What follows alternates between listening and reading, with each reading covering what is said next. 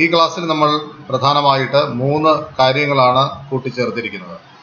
ഒന്ന്, നമ്മൾ ഇതുവരെയും പഠിച്ചു വന്ന ഇൻട്രപ്റ്റ് സ്കീമുകൾ എങ്ങനെയാണ് 8086 പ്രോസസർ ഇംപ്ലിമെൻ്റ് ചെയ്തിരിക്കുക എന്നും രണ്ടാമതായിട്ട് നമ്മൾ ഈ ഇൻട്രപ്റ്റുകളുടെ അഡ്രസ്സുകൾ സേവ് ചെയ്തിരിക്കുന്ന ഇൻട്രപ്റ്റ് വെക്റ്റർ ടേബിളിനെ പറ്റിയും അതുമായി ബന്ധപ്പെട്ട് ഒരു ഇൻട്രപ്റ്റ് ഉണ്ടാകുമ്പോൾ എന്തൊക്കെ കാര്യങ്ങളാണ് ചെയ്യുന്നതെന്നും അവസാനമായിട്ട് പ്രോഗ്രാമബിൾ ഇൻട്രപ്റ്റ് കൺട്രോളർ 8259 ഇത്രയും കാര്യങ്ങളാണ് ഈ വീഡിയോയിൽ ചർച്ച ചെയ്യാൻ ആഗ്രഹിക്കുക. ആദ്യമായിട്ട് നമുക്ക് ഇൻട്രപ്റ്റ് സ്കീംസ് എങ്ങനെയാണ് ഇംപ്ലിമെൻ്റ് ചെയ്യുക എന്ന് പരിശോധിക്കാം. നേരത്തെ ക്ലാസ്സിൽ പറഞ്ഞതിന് അനുസരിച്ച് 8086-ൽ 256 ഇൻട്രപ്റ്റുകളെ സപ്പോർട്ട് ചെയ്യുന്നുണ്ട്. അവ 2 തരത്തിലും ഹാർഡ്വെയർ ഉപയോഗിച്ചും സോഫ്റ്റ്വെയർ മുഖേനയും ഇംപ്ലിമെൻ്റ് ചെയ്യുന്നതായി മനസ്സിലാക്കാൻ കഴിയും. കുറേ ഇൻട്രപ്റ്റുകൾ കഴിഞ്ഞ ക്ലാസ്സിൽ നമ്മൾ ചർച്ച ചെയ്തു. അവ ഇൻ്റലിൻ്റെ പ്രത്യേകതരം ഇൻട്രപ്റ്റുകളാണ്. അവ ഇൻ്റൽ തന്നെ ഓൾറെഡി ഡിഫൈൻ ചെയ്തിരിക്കുന്ന ഇൻട്രപ്റ്റുകളാണ്. ഡിഫൈൻ ചെയ്തിരിക്കുക എന്ന് പറഞ്ഞാൽ എൻ്റെ അർത്ഥം അത്തരം ഇൻട്രപ്റ്റുകൾ വരുമ്പോൾ എന്തു ചെയ്യണം എന്നുള്ള കാര്യങ്ങൾ, അതിനുവേണ്ടിയുള്ള പ്രോഗ്രാമുകൾ ഇൻ്റലിന് മാനുഫാക്ചറർ തന്നെ അതിനുള്ളിൽ ചെയ്തു വച്ചിരിക്കും എന്നുള്ളതാണ്. അപ്പോഴും എല്ലാ ഇൻട്രപ്റ്റുകൾക്കും ഇത്തരണത്തിൽ ഒരു സർവീസ് റൂട്ടീൻ അനിവാര്യമാണ്. ഓരോ ഇൻട്രപ്റ്റുകൾ ഓരോ തരത്തിലാണ്, ഓരോ ഉദ്ദേശമുണ്ട്. അതിനനുസരിച്ച് നമുക്ക് പ്രോഗ്രാമുകൾ എഴുതേണ്ടതായി വരും. അത്തരത്തിൽ ഓരോ ഇൻട്രപ്റ്റുകളെയും സർവീസ് ചെയ്യാനായിട്ട് ആവശ്യമായിട്ടുള്ള പ്രോഗ്രാമുകൾ അതാത് സിസ്റ്റം ഡിസൈനർ തന്നെ ഉണ്ടാക്കി ഇംപ്ലിമെൻ്റ് ചെയ്തിരിക്കുകയും ചെയ്യും. ഇൻട്രപ്റ്റുകൾ സാധാരണയായി ഇനിഷ്യേറ്റ് ചെയ്യുന്നത് സോഫ്റ്റ്വെയർ വഴിക്കാണെങ്കിൽ INTN എന്ന് പറയുന്ന ഇൻസ്ട്രക്ഷൻ മുഖേനയും, അതല്ല എങ്കിൽ ഹാർഡ്വെയർ ഡിവൈസസുകൾക്ക്, ഇൻപുട്ട് ഔട്ട്പുട്ട് ഡിവൈസസുകൾക്ക് ഇൻട്രപ്റ്റ് എറൈസ് ചെയ്യാനായിട്ടും കഴിയും. അടുത്ത നമുക്ക് ഇൻട്രപ്റ്റ് വെക്റ്റർ ടേബിൾ എന്താണെന്ന് പരിശോധിക്കാം. ഓരോ ഇൻട്രപ്റ്റുകൾക്കും ഞാൻ പറഞ്ഞതുപോലെ സർവീസ് ചെയ്യാനായിട്ടുള്ള സബ് റൂട്ടീൻസ് എഴുതുകയും അത് മെമ്മറിയുടെ പല ഭാഗങ്ങളിൽ സൂക്ഷിച്ച് വച്ചിരിക്കുകയും ചെയ്യും. അങ്ങനെ സൂക്ഷിച്ച് വച്ചിരിക്കുന്ന ഇൻട്രപ്റ്റ് സർവീസ് ചെയ്യാനായിട്ടുള്ള പ്രോഗ്രാമുകളാണ് ഇൻട്രപ്റ്റ് സർവീസ് റൂട്ടീൻ. ഈ പ്രോഗ്രാമുകൾ ഓരോ ഇൻട്രപ്റ്റ് വരുമ്പോഴും നമുക്ക് ആക്സസ് ചെയ്യണമെങ്കിൽ അത്തരം ഇൻട്രപ്റ്റ് സർവീസ് റൂട്ടീനുകൾ എവിടെയാണ് സൂക്ഷിച്ചിരിക്കുന്നത്, ആ മെമ്മറിയുടെ അഡ്രസ്സ് നമുക്കറിഞ്ഞാൽ മാത്രമേ ആവശ്യാനുസരണം അത്തരം പ്രോഗ്രാമുകൾ നമുക്ക് എടുക്കാനായി കഴിയുള്ളൂ. സാധാരണയായി ഇൻട്രപ്റ്റ് വെക്റ്റർ ടേബിൾ എന്ന് പറയുന്നത് മെമ്മറിയുടെ റാമിൻ്റെ ആദ്യത്തെ ഫസ്റ്റ് 1 KB ലൊക്കേഷനിലാണ് ഈ സർവീസ് റൂട്ടീൻസിൻ്റെ അഡ്രസ്സുകളൊക്കെ സൂക്ഷിച്ചു വച്ചിരിക്കുക. ആ ഭാഗത്തെയാണ്, ആദ്യത്തെ ഫസ്റ്റ് 1 KB ഓഫ് മെമ്മറി സ്പേസിനെയാണ് നമ്മൾ ഇൻട്രപ്റ്റ് വെക്റ്റർ ടേബിൾ എന്ന് പറയുന്നത്. അതായത് പ്രോഗ്രാമുകൾ മെമ്മറിയുടെ പല ഭാഗത്തായിരിക്കും. ആ ഓരോ ഇൻട്രപ്റ്റിൻ്റെയും സർവീസ് റൂട്ടീൻസിൻ്റെ സ്റ്റാർട്ടിംഗ് അഡ്രസ് മാത്രമായിരിക്കും ഈ വെക്റ്റർ ടേബിളിനകത്ത് കാണുക. 256 ഇൻട്രപ്റ്റ് ഉണ്ടെങ്കിൽ 256 ഇൻട്രപ്റ്റിനും കറസ്പോണ്ടിങ് ആയിട്ട് ഒന്നാമത്തതിൻ്റെ അഡ്രസ്സ് 5000 ആണെങ്കിൽ 5000, രണ്ടാമത്തെ 5010 ആണെങ്കിൽ 5010. അത്തരത്തിൽ ഇൻട്രപ്റ്റ് വെക്റ്റർ ടേബിളുകൾ സൂക്ഷിച്ച് വച്ചിരിക്കും എന്ന് കാണാനായിട്ട് കഴിയും. ഈ ഒരു വെക്റ്റർ ടേബിളിൻ്റെ ഒരു എൻട്രി പരിശോധിച്ച് കഴിഞ്ഞാൽ, അതായത് ഒരു ഇൻട്രപ്റ്റ് സർവീസ് റൂട്ടീൻ്റെ അഡ്രസ്സ് എന്ന് പറയുന്നത് 32 ബിറ്റ് ആ അഡ്രസ്സ് സൂക്ഷിച്ച് വയ്ക്കാനായിട്ട് വേണ്ടി വരും. അതായത് 16 ബിറ്റ് ഓഫ്സെറ്റ് അഡ്രസ്സും 16 ബിറ്റ് സെഗ്മെൻറ്റ് അഡ്രസ്സും. അപ്പോൾ ഓരോ ISSനും ഈ 32 ബിറ്റ് ഡേറ്റ കിട്ടിയാൽ മാത്രമേ ആ കറസ്പോണ്ടിങ് ആയിട്ടുള്ള വെക്റ്റർ ടേബിളിലുള്ള അഡ്രസ്സ് എടുക്കാനായി കഴിയത്തുള്ളൂ. അങ്ങനെ ഈ 32 ബിറ്റ് അഡ്രസ്സ് സ്റ്റോർ ചെയ്യണമെങ്കിൽ നമുക്കറിയാം 4 കൺസിക്യൂട്ടീവ് മെമ്മറി ലൊക്കേഷൻ അനിവാര്യമാണ്. ഒരു മെമ്മറി ലൊക്കേഷനിൽ 8 ബിറ്റുകൾ മാത്രമേ സൂക്ഷിച്ചു വയ്ക്കാൻ കഴിയത്തുള്ളൂ. അത്തരത്തിൽ 4 മെമ്മറി ലൊക്കേഷനുകൾ, അടുത്തടുത്ത മെമ്മറി ലൊക്കേഷനുകൾ ഉപയോഗിച്ചാണ് ഒരു വെക്റ്റർ അഡ്രസ്, ഒരു ഇൻട്രപ്റ്റ് സർവീസ് റൂട്ടീൻ്റെ അഡ്രസ്സ് സൂക്ഷിച്ചു വയ്ക്കുക. അത്തരത്തിൽ ഒരു ISSൻ്റെ അഡ്രസ്സിനെയാണ് വെക്റ്റർ അഡ്രസ്സ് എന്ന് പറയുക. വെക്ടർ അഡ്രസ്സ് എന്ന് പറഞ്ഞാൽ address stored in the table. ഓരോ ടേബിളിനകത്ത് സൂക്ഷിച്ചു വെച്ചിരിക്കുന്ന അഡ്രസ്സുകൾ, അതിലൊന്നിനെ വെക്ടർ അഡ്രസ്സ് എന്ന് പറയുന്നത്. അത്തരത്തിലുള്ള ഒരു കളക്ഷനാണ് ഈ വെക്ടർ ടേബിളിനകത്ത് സൂക്ഷിച്ചു വെച്ചിരിക്കുന്നത് നമുക്ക് മനസ്സിലാക്കാനായിട്ട് കഴിയും. Memory address four storing the vector address for an interrupt is given. യഥാർത്ഥത്തിൽ നമുക്ക് നേരിട്ട് ഒരു ഇക്വേഷൻ മുഖേനയും ഈ അഡ്രസ്സിലേക്ക് എത്തിച്ചേരാനായിട്ട് കഴിയുമെന്നാണ് പറയുന്നത്. ഇപ്പോൾ സപ്പോസ് ഒരു ഇന്ററപ്റ്റ് കോൾ ചെയ്യുന്നു, ഇന്ററപ്റ്റ് 10. അങ്ങനെ 10 എന്ന് പറയുന്ന ഒരു ഇന്ററപ്റ്റ് വന്നു കഴിഞ്ഞാൽ ആ 10 എന്ന് പറയുന്ന നമ്പർ ഉപയോഗിച്ച് നിങ്ങൾക്ക് മെമ്മറി അഡ്രസ്സ് ഇത്തരത്തിലുള്ള വെക്ടർ അഡ്രസ് കാൽക്കുലേറ്റ് ചെയ്യാൻ കഴിയുമെന്നാണ് പറയുന്നത്.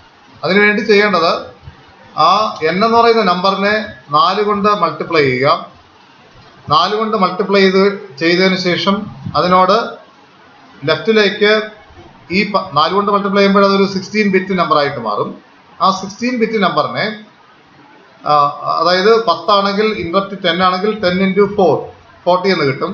40 16 ബിറ്റ് ആയിട്ടാണ് റെപ്രസെന്റ് ചെയ്യുക.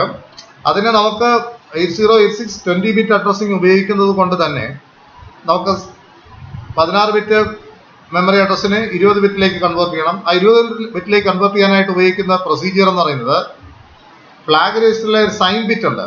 ആ സൈൻ ബിറ്റിന്റെ വാല്യൂ എന്താണെന്ന് നോക്കുന്നു. 1 ആണെങ്കിൽ ഈ 16 ബിറ്റിനോടൊപ്പം ഇടതുവശത്തേക്ക് 4 1 ആഡ് ചെയ്യുന്നു.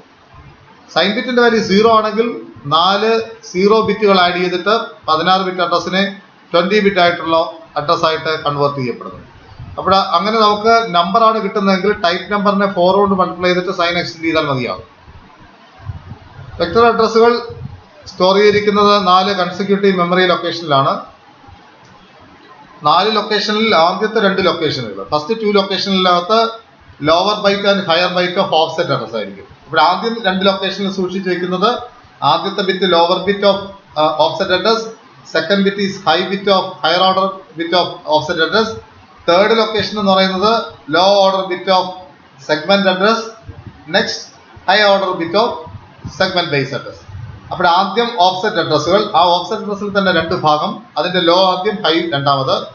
നെക്സ്റ്റിൽ വരുന്ന 2 ലൊക്കേഷൻ സെഗ്മെന്റ് അഡ്രസ്സുകളാണ്. ആ സെഗ്മെന്റ് അഡ്രസ്സിന്റെ ലോ ആദ്യം, ഹൈ രണ്ടാമതായിട്ട് സ്റ്റോർ ചെയ്യുന്നു. ഇനി എങ്ങനെയാണ് ഒരു ഇന്ററപ്റ്റ് വന്നാൽ 8086 ആ ഇന്ററപ്റ്റിനെ സർവീസ് ചെയ്യുക എന്ന് നോക്കാം. അടുത്ത നമ്മൾ ചർച്ച ചെയ്യുന്നത് അൽഗോരിതമാണ്.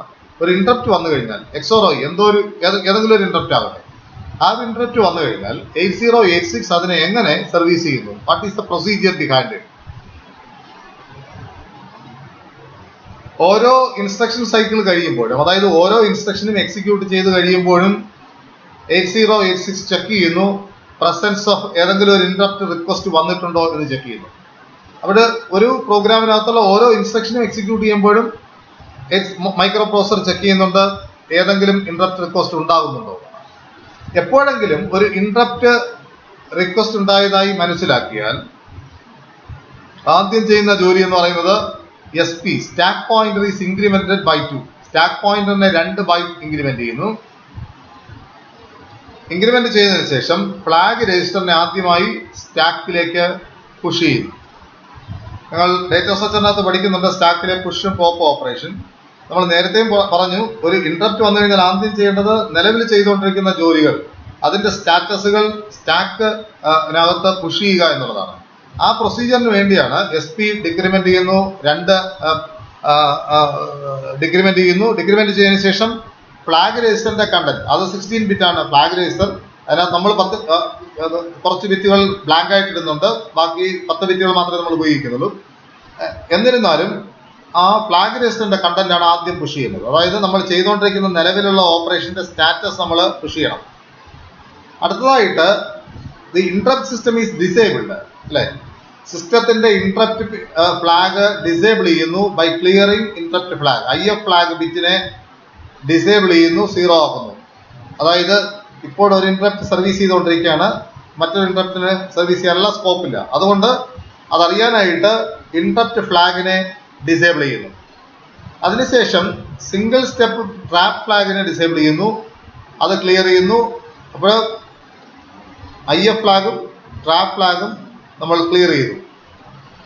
ഇനി അതിനുശേഷം 4th സ്റ്റെപ്പ് എന്ന് പറയുന്നത്, ഇനി എന്ത് ചെയ്യണം? സ്റ്റാക്ക് പോയിന്റർ വീണ്ടും 2 ബൈറ്റ് ഡിക്രിമെന്റ് ചെയ്തു. അടുത്ത CS രജിസ്റ്ററിന്റെ കോഡ് സെഗ്മെന്റിന്റെ കണ്ടന്റ് സ്റ്റാക്കിലേക്ക് പുഷ് ചെയ്തു. അപ്പോൾ നേരത്തെ നമ്മൾ ഫ്ലാഗ് രജിസ്റ്ററിന്റെ കണ്ടന്റ് പുഷ് ചെയ്തു, ഇപ്പോൾ നമ്മൾ CS രജിസ്റ്ററിന്റെ കണ്ടന്റ് പുഷ് ചെയ്യുന്നു. കാരണം നിലവിൽ ഉപയോഗിച്ചുകൊണ്ടിരിക്കുന്ന കോഡ് സെഗ്മെന്റ് ഏതാണെന്ന് ഇന്ററപ്റ്റ് സർവീസ് ചെയ്ത് കഴിഞ്ഞതിന് ശേഷം നമുക്കറിയണം. അതിനുവേണ്ടി അത് പുഷ് ചെയ്തു. അടുത്തതായിട്ട് വീണ്ടും സ്റ്റാക്ക് പോയിന്റർ രണ്ടുകൂടെ ഡിക്രിമെന്റ് ചെയ്തിട്ട് കോഡ് സെഗ്മെന്റ് മാത്രം, സെഗ്മെന്റ് അഡ്രസ് മാത്രം കിട്ടിയാൽ പോരാ, നമുക്ക് ഇൻസ്ട്രക്ഷൻ പോയിന്റർ കൂടെ കിട്ടിയാൽ, ഓഫ്സെറ്റ് അഡ്രസ് കൂടെ കിട്ടിയാൽ മാത്രമേ അടുത്തിനി മെയിൻ പ്രോഗ്രാമിൽ ഏത് ഇൻസ്ട്രക്ഷൻ ആണോ ഫെച്ച് ചെയ്യേണ്ടത് അത് എടുക്കാനായിട്ട് കഴിയത്തുള്ളൂ. അതിനുവേണ്ടി എന്ത് ചെയ്യുന്നു, IP is also pushed on the stack മെമ്മറിയിലേക്ക് പുഷ് ചെയ്യുന്നു.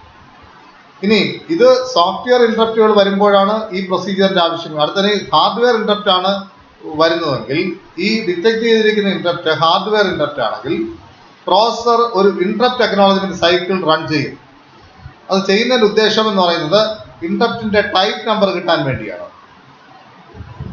സോഫ്റ്റ്വെയർ ഇന്ററപ്റ്റിനെ സംബന്ധിച്ചിടത്തോളം ടൈപ്പ് നമ്പർ ഇൻസ്ട്രക്ഷനകത്ത് തന്നെ സ്പെസിഫൈ ചെയ്യുന്നുണ്ട്. ഇന്ററപ്റ്റ് 5 എന്ന് പറഞ്ഞു കഴിഞ്ഞാൽ 5 ആണ് അതിന്റെ ടൈപ്പ് നമ്പർ. പക്ഷേ ഹാർഡ്വെയർ ഇന്ററപ്റ്റിനെ സംബന്ധിച്ചിടത്തോളം നമുക്കതിന്റെ ഇന്ററപ്റ്റ് ടൈപ്പ് നമ്പർ കിട്ടാനായിട്ട് എന്ത് ചെയ്യുന്നു, ഹാർഡ്വെയർ ഇന്ററപ്റ്റ് ആണ് വരുന്നതെങ്കിൽ പ്രോസസർ എന്ത് ചെയ്യുന്നു, ഇന്ററപ്റ്റ് അക്നോളജ്മെന്റ് ലൈഫ് സൈക്കിൾ ഒരു സൈക്കിള് എക്സിക്യൂട്ട് ചെയ്യുന്നു. എന്തിനു വേണ്ടിയാന്ന് ചോദിച്ചു കഴിഞ്ഞാൽ ഇന്ററപ്റ്റ് ടൈപ്പ് നമ്പർ കിട്ടാൻ വേണ്ടിയാണ്. NMIയും എക്സെപ്ഷൻസ് ഉണ്ടെങ്കിൽ അങ്ങനെയുള്ള ഇന്ററപ്റ്റിനൊക്കെ തന്നെ, അതായത് അത്തരത്തിൽ പ്രോസസർ ഡിപ്പെൻഡ് ആയിട്ടുള്ള ഇന്ററപ്റ്റുകൾക്കൊക്കെ തന്നെ അതായത് മാനുഫാക്ചറർ അതിന്റെ ടൈപ്പ് നമ്പർ ഡിഫൈൻ ചെയ്തിരിക്കും. അപ്പോൾ ഹാർഡ്വെയർ ഇന്ററപ്റ്റുകളാണെങ്കിൽ നമുക്ക് ഒരു ഇന്ററപ്റ്റ് അക്നോളജ്മെന്റ് സൈക്കിളിലൂടെ നമുക്ക് നമ്പർ കിട്ടുന്നു. സോഫ്റ്റ്വെയർ ഇന്ററപ്റ്റ് ആണെങ്കിൽ ഇൻസ്ട്രക്ഷനുള്ളിൽ നിന്ന് തന്നെ നമുക്ക് കിട്ടുന്നു. ഇതിനുശേഷം processor generate 20 bit memory address by multiplying the type number by 4. ഞാൻ നേരത്തെ പറഞ്ഞ പോലെ അപ്പോൾ ഹാർഡ്വെയർ ആണെങ്കിലും സോഫ്റ്റ്വെയർ ആണെങ്കിലും 6ാമത്തെ സ്റ്റെപ്പ് കഴിയുമ്പോൾ നമുക്ക് ടൈപ്പ് നമ്പർ കിട്ടിക്കഴിഞ്ഞു. ആ ടൈപ്പ് നമ്പറിനെ 4 കൊണ്ട് മൾട്ടിപ്ലൈ ചെയ്യുന്നു, സൈൻ ബിറ്റ് എക്സ്റ്റെൻഡ് ചെയ്യുന്നു, 20 ബിറ്റ് അഡ്രസ് ആക്കി മാറ്റുന്നു. The memory address is the address of the IVT. ഈ കിട്ടുന്ന അഡ്രസ്സാണ് ഇന്ററപ്റ്റ് വെക്ടർ ടേബിളിന്റെ ഈ കറസ്പോണ്ടിങ് ഇന്ററപ്റ്റിന്റെ വെക്ടർ അഡ്രസ്. ഓർത്തോളം 2 അഡ്രസ്സുകൾ പറയുന്നുണ്ട്. ഒന്ന് ഇന്ററപ്റ്റ് സർവീസ് റൂട്ടീന്റെ അഡ്രസ്, അതാണ് ഇന്ററപ്റ്റ് വെക്ടർ ടേബിളിനകത്ത് സൂക്ഷിച്ചു വെച്ചിരിക്കുക. പക്ഷേ ആ അഡ്രസ്സ് നമുക്ക് കിട്ടണമെങ്കിൽ ഈ അഡ്രസ്സ് സൂക്ഷിച്ചു വെച്ചിരിക്കുന്ന മെമ്മറി ലൊക്കേഷൻ അഡ്രസ്സ് കിട്ടണം. മനസ്സിലാവുന്നുണ്ടായിരിക്കും. 1, 2, 3 256 0 മുതൽ 255 വരെയുള്ള 256 ലൊക്കേഷൻസ്. അതിൽ ഓരോ ലൊക്കേഷനിലും ഓരോ ISSന്റെ അഡ്രസ്, ആ ലൊക്കേഷൻ ഒരു അഡ്രസ് ഉണ്ട്. അത് കിട്ടാനായിട്ടാണ് നമ്മൾ ഈ പരിപാടി ചെയ്തത്. ടൈപ്പ് നമ്പർ എടുക്കുന്നു, 4 കൊണ്ട് മൾട്ടിപ്ലൈ ചെയ്യുന്നു, സൈൻ എക്സ്റ്റെൻഡ് ചെയ്യുന്നു, അപ്പോഴൊരു അഡ്രസ് കിട്ടുന്നു. ആ അഡ്രസ്സിലേക്ക് പോയി കഴിയുമ്പോൾ നമുക്കെന്ത് കിട്ടുന്നു, ഈ ISSന്റെ സ്റ്റാർട്ടിംഗ് അഡ്രസ് അവിടെ സ്റ്റോർ ചെയ്തിരിക്കും. ആ അഡ്രസ് അവിടെ നിന്ന് എടുക്കുന്നു. അതാണ് 7th സ്റ്റെപ്പ്. ഇനി 8ാമത്തെ step, the first word pointed by vector table address is loaded in the IP. അപ്പോഴും ആ അഡ്രസ് എടുത്തു കഴിഞ്ഞാൽ അതും നിങ്ങൾക്കറിയാം 2 ബൈറ്റ് IP അഡ്രസ് ആയിരിക്കും, 2 ബൈറ്റ് CS അഡ്രസ് ആയിരിക്കും. സെഗ്മെന്റ് അഡ്രസ്സും ഓഫ്സെറ്റും കിട്ടിയാൽ മാത്രമേ നമുക്ക് ആ ഇൻസ്ട്രക്ഷൻ ഫെച്ച് ചെയ്യാനായിട്ട് കഴിയത്തുള്ളൂ. അതിനുവേണ്ടി എന്ത് ചെയ്യുന്നു, first word pointed by, first word എന്ന് പറയുമ്പോൾ 2 ബൈറ്റ്, ആദ്യത്തെ 2 ബൈറ്റ് എടുത്ത് എന്ത് ചെയ്യുന്നു, IPക്കകത്ത് വയ്ക്കുന്നു. 2ാമത്തെ 2 ബൈറ്റ് എടുത്തിട്ട് CS-നകത്ത് വയ്ക്കുന്നു. അതായത് നിലവിലെ CS-ഉം IP നമ്മൾ സ്റ്റാക്കിനകത്ത് പുഷ് ചെയ്തു. ഇനി എക്സിക്യൂട്ട് ചെയ്യേണ്ട ഇൻസ്ട്രക്ഷന്റെ IP-യും CS-ഉം എടുത്ത് അതാത് രജിസ്റ്ററിനകത്ത് വയ്ക്കുന്നു. Now the content of IP is the offset address and content of CS is the segment address base address of the ISS to be executed. ഇപ്പോൾ നമുക്ക് ISSന്റെ 1ാമത്തെ ഇൻസ്ട്രക്ഷന്റെ തന്നെ എന്ത് കിട്ടി, ഓഫ്സെറ്റ് അഡ്രസ്സും സെഗ്മെന്റ് അഡ്രസ്സും കിട്ടിക്കഴിഞ്ഞു. ഇനി നമുക്ക് സർവീസ് റോട്ടിയിൽ ആ ഫംഗ്ഷനകത്തുള്ള ആദ്യത്തെ ഇൻസ്ട്രക്ഷൻ മുതൽ നമുക്ക് ഫെച്ച് ചെയ്യാനായിട്ട് കഴിയും. The 20 bit physical address of ISS is calculated by multiplying CS register by 16 and adding to content of IP. ഇത് നമ്മൾ മൈക്രോ പ്രോസസർ പഠിച്ച ആദ്യത്തെ ക്ലാസ്സുകളിൽ പഠിച്ചതാണ്. CS ഓഫ്സെറ്റ് അഡ്രസ്സിൽ നിന്നും IP-യിൽ നിന്നും സെഗ്മെന്റ് അഡ്രസ്സിൽ നിന്നും ഓഫ്സെറ്റ് അഡ്രസ്സിൽ നിന്നും എങ്ങനെയാണ് ഫിസിക്കൽ അഡ്രസ് ഉണ്ടാക്കുക എന്നുള്ളത്. അപ്പോൾ ഫിസിക്കൽ മെമ്മറി അഡ്രസ് കണ്ടുപിടിക്കണമെങ്കിൽ CS രജിസ്റ്ററിന്റെ അഡ്രസ് നമുക്ക് പുതിയ അഡ്രസ് കിട്ടി, അതിനെ 16 കൊണ്ട് മൾട്ടിപ്ലൈ ചെയ്യുന്നു, ആഡ് ചെയ്യുന്നു, എന്നിട്ട് കണ്ടന്റ് IP-യുടെ കണ്ടന്റ് ആഡ് ചെയ്യുന്നു, നമുക്ക് ഫിസിക്കൽ അഡ്രസ് കിട്ടുന്നു, ഏത് ലൊക്കേഷനിലാണ് ഫസ്റ്റ് ഇൻസ്ട്രക്ഷൻ സ്റ്റോർ ചെയ്തിരിക്കുന്നത് എന്നുള്ള ഡീറ്റെയിൽ നമുക്ക് കിട്ടുന്നു. The processor execute the ISS to service that. അപ്പോൾ നമുക്ക് ISSന്റെ ആദ്യത്തെ ഇൻസ്ട്രക്ഷന്റെ അഡ്രസ് കിട്ടിക്കഴിഞ്ഞു. ഇനി നമുക്ക് അത് മുതൽ അതിന്റെ അവസാനത്തെ IWrite എന്ന് പറയുന്നില്ലേ, ഒരു ഇന്ററപ്റ്റ് റിട്ടേൺ ചെയ്യുമ്പോൾ IWrite എന്ന് പറയുന്ന ഇൻസ്ട്രക്ഷൻ കാണും. അതുവരെയുള്ള ഇൻസ്ട്രക്ഷൻ നമുക്ക് എക്സിക്യൂട്ട് ചെയ്യാനായിട്ട് കഴിയും. the ISS will be terminated by IRET instruction. When this instruction is executed, എന്ത് ചെയ്യുന്നു, IRET എന്ന് പറയുന്ന ഇൻസ്ട്രക്ഷൻ വന്നു കഴിഞ്ഞാൽ അതിന്റെ അർത്ഥം ഇൻട്രപ്റ്റ് സർവീസ് റൊട്ടീന്റെ എക്സിക്യൂഷൻ കംപ്ലീറ്റ് ആയി എന്നുള്ളതാണ് അതിന്റെ അർത്ഥം. അങ്ങനെയാണെങ്കിൽ എന്ത് ചെയ്യണം, the top of stack is pop to IP. ഇനി നമുക്ക് എന്ത് ചെയ്യണം, പഴയ പൂർവ്വസ്ഥിതിയിലേക്ക് മടങ്ങിപ്പോകണം. നേരത്തെ എവിടെയാണോ നിർത്തിയത് അവിടെ നിന്ന് നമുക്ക് വീണ്ടും തുടരണം. അതിനെന്ത് ചെയ്യുന്നു, നമ്മൾ സ്റ്റാക്കിൽ അവസാനമായി പുഷ് ചെയ്ത IP ആദ്യം എടുക്കുന്നു, രണ്ടാമതായി പുഷ് ചെയ്ത CS എടുക്കുന്നു, CS രജിസ്റ്ററിനകത്ത് വയ്ക്കുന്നു, മൂന്നാമതായി ആദ്യം നമ്മൾ പുഷ് ചെയ്ത ഫ്ലാഗ് രജിസ്റ്ററിന്റെ കണ്ടന്റ് എടുത്തിട്ട് ഫ്ലാഗ് രജിസ്റ്ററിനകത്ത് വയ്ക്കുന്നു. After every pop operation SP എന്ത് ചെയ്യുന്നു, ഇൻക്രിമെന്റഡ് ബൈ 2. SP എന്ന് പറഞ്ഞു കഴിഞ്ഞാൽ സ്റ്റാക്ക് പോയിന്റർ പുഷ് ചെയ്ത സമയത്ത് നമ്മൾ ഡിക്രിമെന്റ് ചെയ്തു, പോപ്പ് ചെയ്ത സമയത്ത് ഇൻക്രിമെന്റ് ചെയ്യുന്നു, റിവേഴ്സ് ഓപ്പറേഷൻ നടത്തുന്നു, ഇൻക്രിമെന്റ് ചെയ്യുന്നു. Thus at the end of ISS the previous status of the process is restored. അല്ലെ, ഇപ്പോൾ നമുക്ക് എന്ത് ചെയ്യുന്നു, മുൻപിലത്തെ അവസാനം ചെയ്ത് നടത്തിയ പ്രോസസറിന്റെ സ്റ്റാറ്റസിലേക്ക് നമ്മൾ തിരികെ എത്തുന്നു. So the processor will resume the execution of the normal program from the instruction where it was suspended. എവിടെയാണോ സസ്പെൻഡ് ചെയ്തിരുന്നത് അവിടെ മുതലുള്ള ഇൻസ്ട്രക്ഷൻ വീണ്ടും എക്സിക്യൂട്ട് ചെയ്ത് തുടങ്ങുന്നു എന്ന് കാണാനായിട്ട് കഴിയും. ഇതാണ് അത് പരീക്ഷയ്ക്ക് ചോദിക്കാൻ ചാൻസ് ഉള്ള ഒരു ക്വസ്റ്റ്യൻ ആണ്. ഒരു ഇന്ററപ്റ്റ് വന്നു കഴിഞ്ഞാൽ എന്തൊക്കെ റൂട്ടീനാണ്, എന്തൊക്കെ പ്രൊസീജിയറാണ് ചെയ്യുന്നത്, that is the algorithm required for servicing and interrupt. ഇനി അടുത്ത് നമ്മൾ നോക്കുന്നത് INTRഉം ആ INTR പിന്നുവഴിക്കുള്ള ഹാർഡ്വെയർ ഇന്ററപ്റ്റ്സ് വന്നാൽ അതിനെ എങ്ങനെയാണ് സജ്ജമാക്കുന്നത്, സർവീസ് ചെയ്യുന്നതെന്ന് നോക്കാം.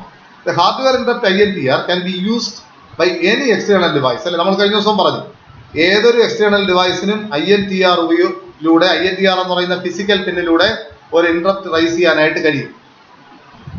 അത്തരത്തിൽ ഇന്ററപ്റ്റ് വരുമ്പോൾ പ്രോസസർ എന്ത് ചെയ്യുന്നു, ഒരു ഇന്ററപ്റ്റ് കിട്ടിക്കഴിഞ്ഞാൽ ഇന്ററപ്റ്റിനെ എനേബിൾ ചെയ്യാം, ഡിസേബിൾ ചെയ്യാം, മാസ്ക് ചെയ്യാം, അൺമാസ്ക് ചെയ്യാം. അല്ലെ, അപ്പോൾ അത് ചെയ്യാനായിട്ട് പ്രോസസർ എന്ത് ചെയ്യുന്നു, interrupt acknowledge life cycle execute ചെയ്യുന്നതായിട്ട് കാണുന്നു. During this cycle processor asserts INTA signal toys. INTA dash എന്ന് ഞാൻ കൊടുത്തിട്ടുണ്ട്, ബാർ ഇടാൻ കഴിയാത്തത് കൊണ്ടാണ് ഞാൻ മുൻപ് സൂചിപ്പിച്ചു. The processor asserts INTA bar signal toys. 2 പ്രാവശ്യം INTA ബാർ സിഗ്നലിലേക്ക് ഒരു പൾസ് കൊടുക്കുന്നു എന്ന് കാണാനായിട്ട് കഴിയും. ഒന്നാമത്തെ പൾസ് കിട്ടിക്കഴിയുമ്പോൾ അത് ആ ഡിവൈസിന് കൊടുക്കുന്ന ഇൻഫർമേഷൻ എന്ന് പറയുന്നത് the interrupting device about the acceptance of interrupt. ഒന്നാമത് ഒരു സിഗ്നൽ അസർട്ട് ചെയ്ത് കഴിഞ്ഞാൽ, ലോ സിഗ്നൽ വന്നു കഴിഞ്ഞാൽ അതിന്റെ അർത്ഥം നിലവിൽ നിങ്ങൾ ആവശ്യപ്പെട്ട റിക്വസ്റ്റ് ചെയ്ത ഇന്ററപ്റ്റ് റിക്വസ്റ്റ് സാങ്ഷൻഡ് ആണ്, അക്സെപ്റ്റ് ചെയ്തു എന്നാണ് അർത്ഥം. രണ്ടാമത് വന്നു കഴിഞ്ഞാൽ അതിന്റെ അർത്ഥം എന്ന് പറയുന്നത് സെക്കൻഡ് ടൈമിലും വീണ്ടും നെഗറ്റീവ് സിഗ്നൽ തന്നെ അസർട്ട് ചെയ്ത് കഴിഞ്ഞാൽ അതിന്റെ അർത്ഥം to request the interrupting device to supply the type number. അപ്പോൾ ഒന്നാമത്തെ സിഗ്നൽ അസർട്ട് ചെയ്ത് കഴിയുമ്പോൾ ഡിവൈസിനോട് മനസ്സിലാകുന്നു ഞാൻ കൊടുത്ത റിക്വസ്റ്റ് അക്സെപ്റ്റ് ചെയ്തു.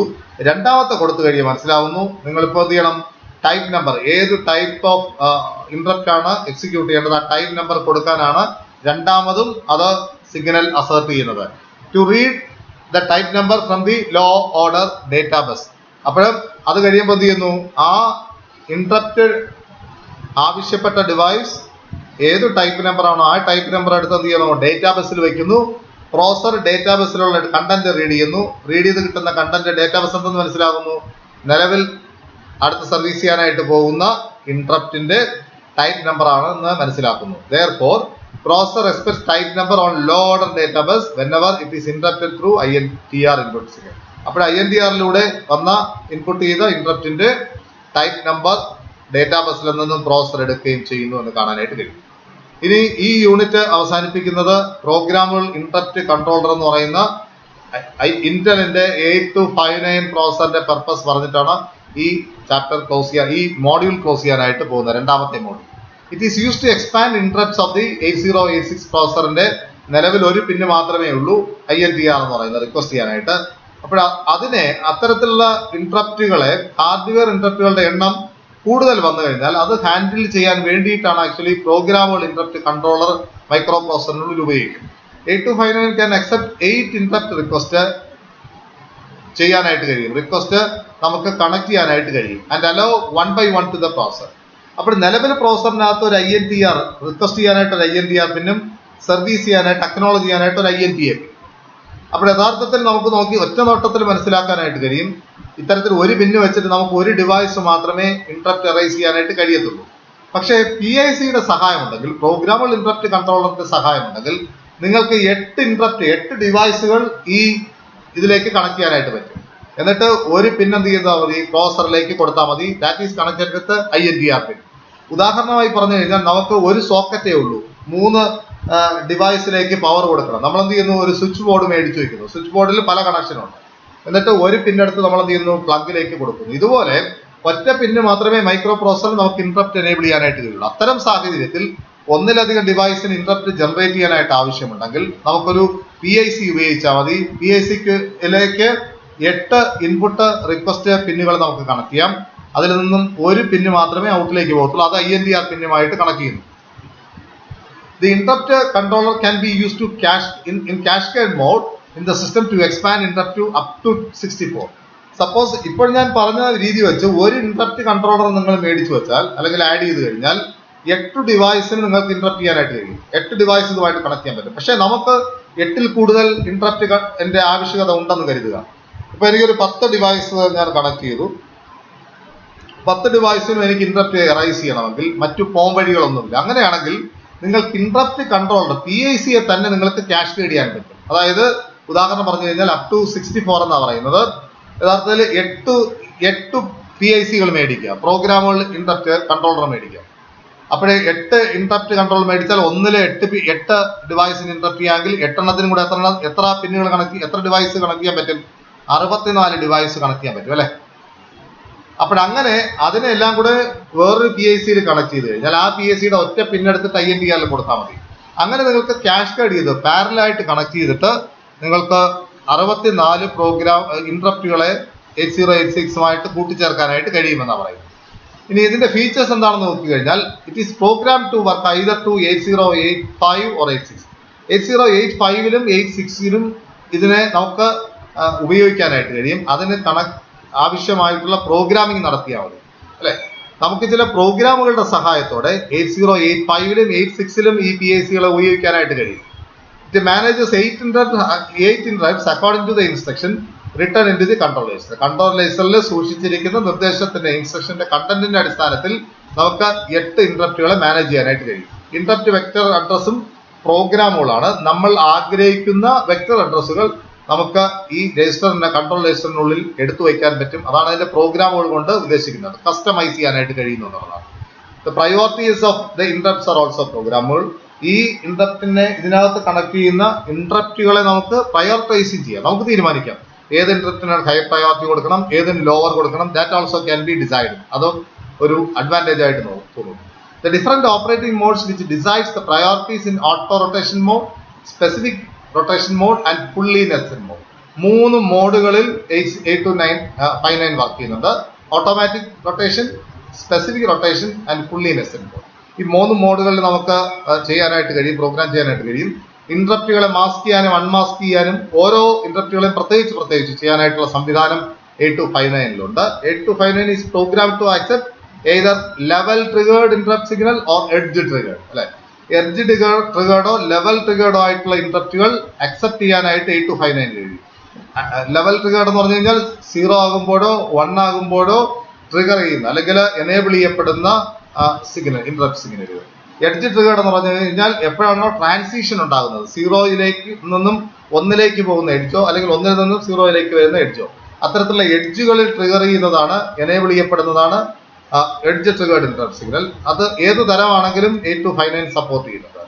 8259 provides the status of pending request അല്ലെ? ഏതൊക്കെ റിക്വസ്റ്റുകൾ പെൻഡിങ് ആണ് അതിന്റെ സ്റ്റാറ്റസ് കിട്ടുന്നു, ഏതൊക്കെ റിക്വസ്റ്റുകൾ ഇന്ററപ്റ്റ് റിക്വസ്റ്റുകൾ മാസ്ക് ചെയ്തിട്ടുണ്ട്, ഏതൊക്കെ ഇന്ററപ്റ്റ് റിക്വസ്റ്റുകളാണ് സർവീസ് ചെയ്യുന്നത്, അത്തരത്തിലുള്ള ഡീറ്റെയിൽസും 8259 നൽകുന്നു എന്ന് കാണാനായിട്ട് കഴിയും.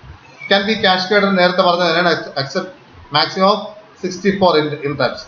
ഇതിലൂടെ നമുക്ക് 8259ന്റെ ഫീച്ചേഴ്സ് ഇതൊക്കെയാണ്. എസ്ഐക്ക് ചോദിക്കാൻ ചാൻസ് ഉള്ള ഒരു ചോദ്യമാണ്.